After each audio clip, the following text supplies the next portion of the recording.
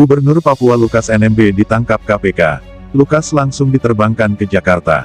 Perihal penangkapan itu dibenarkan Kapolda Papua Irjen Matius D. Fahiri. Ia diamankan, ujar Irjen Matius. Sebuah sumber mengatakan Lukas diamankan tim penyidik KPK di Papua.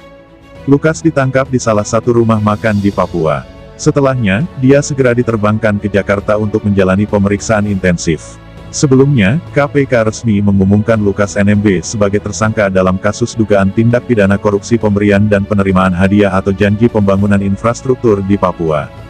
KPK juga menetapkan Direktur PT Tabi Bangun Papua TBP, Trijatono Laka sebagai tersangka.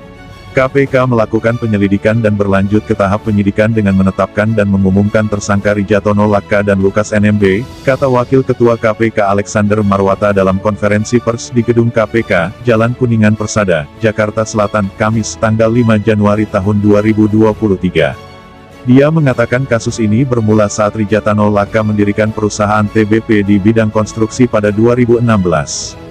Namun, menurut Alex, Trijatono tak memiliki pengalaman dalam bidang konstruksi. Untuk proyek konstruksi, perusahaan tersangka RL diduga sama sekali tidak memiliki pengalaman karena sebelumnya adalah perusahaan yang bergerak di bidang farmasi. Kemudian, pada tahun 2019 sampai tahun 2021, Trijatono diduga mengikuti lelang berbagai proyek infrastruktur di Papua. Alexander mengatakan Trijatono diduga memberikan sejumlah uang sebelum proses lelang agar perusahaannya bisa mendapat proyek. Adapun pihak-pihak yang ditemui tersangka RL diantaranya tersangka LE dan beberapa pejabat di Pemprov Papua. Alexander menduga Trijatono sepakat untuk memberikan fee 14% dari total nilai kontrak yang didapat setelah dikurangi pajak. Suap itu diduga diberikan kepada Lukas NMB dan beberapa pejabat. Singkat cerita, Trijatono mendapat 3 paket proyek yakni 1. Proyek multi-years peningkatan Jalan Entrop Hamadi dengan nilai proyek 14,8 miliar.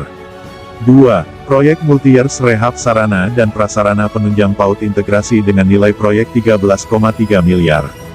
3. Proyek multi-years penataan lingkungan venue menembak outdoor Auri dengan nilai proyek 12,9 miliar.